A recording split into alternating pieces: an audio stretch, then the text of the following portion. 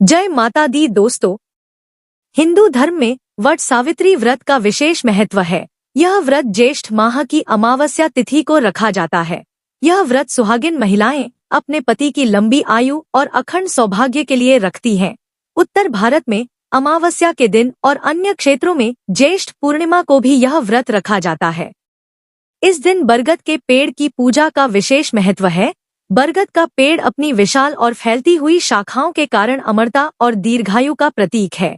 महिलाएं इस पवित्र वृक्ष की पूजा करके अपने पति के जीवन के लिए भी ऐसी ही दीर्घायु की कामना करती हैं। दोस्तों, वट सावित्री व्रत वाले दिन सावित्री देवी ने अपने पति सत्यवान के प्राण यमराज से पुनः वापस लिए थे।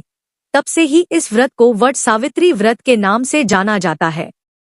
कहा जाता है कि वट वृक्ष के नीचे पूजन व कथा श्रवण आदि करने से मनोवांछित फल की प्राप्ति होती है और सौभाग्य में भी वृद्धि होती है।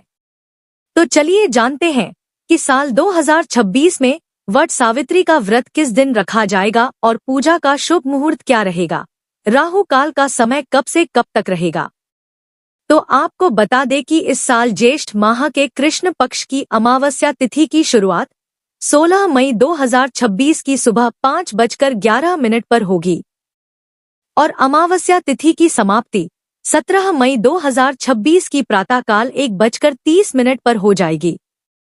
तो उदया तिथि के अनुसार वट सावित्री का व्रत 16 मई 2026 दिन शनिवार को रखा जाएगा और इस दिन अभिजीत मुहूर्त सुबह 11:50 से लेकर दोपहर 12:45 तक रहेगा और इस दिन गोधूली मुहूर्त शाम 7:04 से लेकर शाम 7:27 तक रहेगा और इस दिन राहु काल सुबह 8:54 से लेकर सुबह 10:36 तक रहेगा।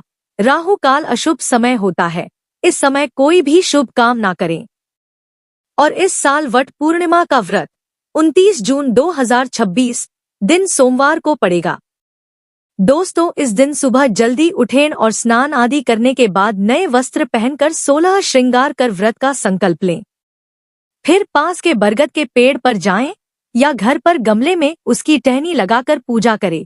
पेड़ को जल, हल्दी, कुमकुम और फूल अर्पित करें। इसके बाद पेड़ के तने के चारों ओर 7 या 108 बार परिक्रमा करते हुए कच्चा सूत लपेटें। फिर बरगद के पेड़ को पंखा दिखाएं और अब भोग में भीगा हुआ चना, फल विशेषकर आम और खरबूजा, मिठाई और पूरियां अर्पित करें। इसके बाद सत्यवान सावित्री की कथा सुने और अंत में आरती करें।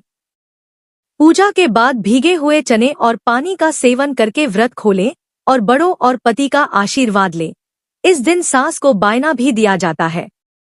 तो दोस्तों, यह जानकारी आपको अच्छी लगी तो कमेंट में जय माता दी जरूर लिखें और अगर आपका कोई सवाल है तो उसे कमेंट बॉक्स में अवश्य पूछ लें और इस वीडियो को लाइक करें, शेयर करें और साथ ही साथ चैनल को सब्सक्राइब करें। धन्यवाद।